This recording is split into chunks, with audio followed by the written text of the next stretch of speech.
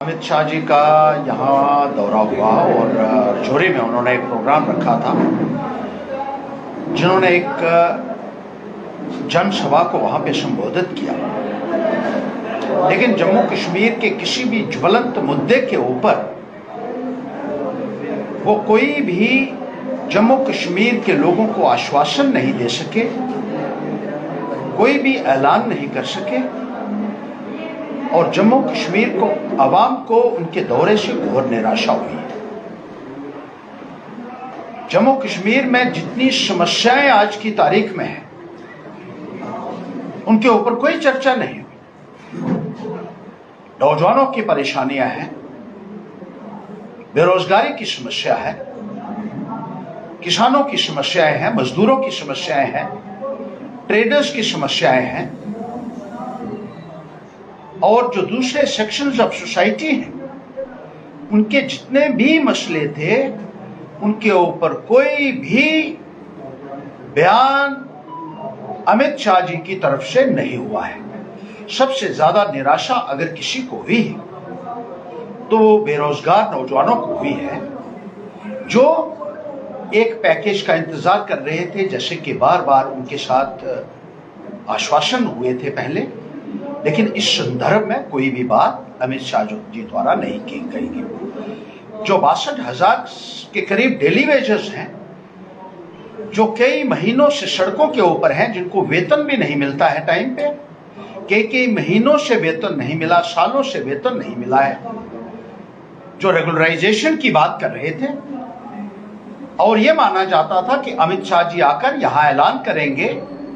और पिछले 8 वर्षों से भारतीय जनता पार्टी जिस तरीके से उनके साथ वादे करती रही है, उन वादों को पूरा किया जाएगा, लेकिन इस संदर्भ में भी उन्होंने कुछ भी कहने से इनकार कर दिया।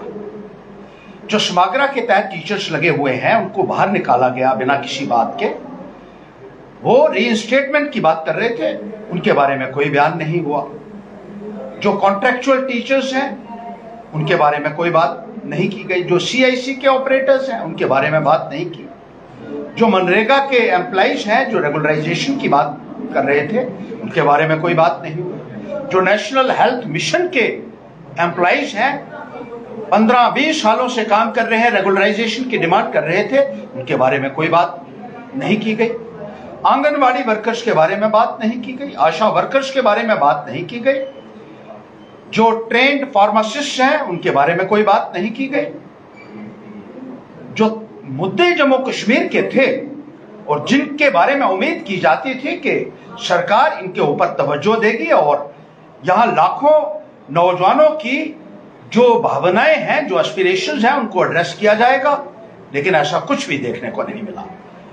इसी तरीके से स्टेटहुड को रिस्टोर करने का जम्मू कश्मीर के अवाम को बहुत उम्मीद थी, उसके बारे में भी उन्होंने कुछ नहीं कहा। इसी तरीके से जो पहाड़ी के बारे में उन्होंने बयान दिया है, अच्छी बात है कि पहाड़ियों को ST का दर्जा मिलना चाहिए, रिजर्वेशन जो है वो मिलनी चाहिए, उसके बारे में उन्होंने जिक्र किया।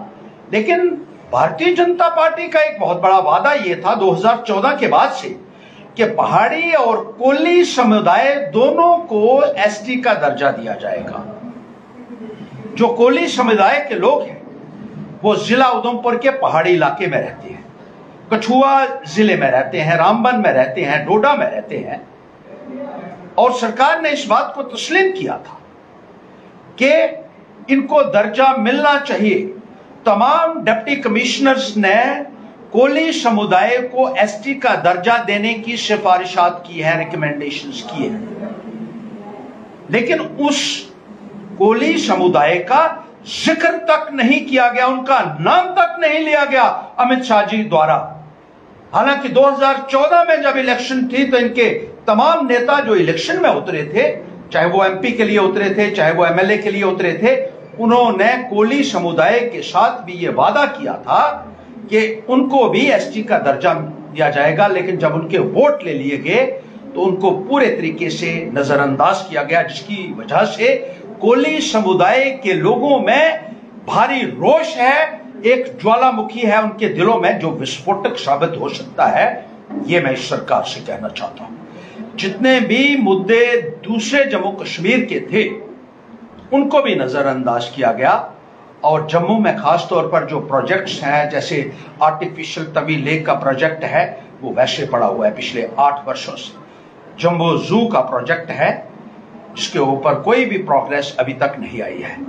रिवर तवी को डेवलप करने के वादे इन लोगों ने किए साबरमती की तर्ज पर, उसके ऊपर भी कोई काम नहीं हुआ। सुरईसर मानसर लेक्स हैं, सनासर लेक्स हैं, जो हमारी ऐतिहासिक भी हैं और धार्मिक लिहाज से भी मानसर और सुरईसर लेक को माना जाता है। यहाँ के टूरिज्म को प्रमोट करने के लिए कोई बात नहीं की गई। यहाँ के जो दूसरे डेवलपमेंट रिलेटेड इश्यूज हैं उनके ऊपर कोई बात नहीं हुई। और पहाड़ियों का जो उन्होंने बात कही है, अभी तक ऑर्डर कोई नहीं निकला है।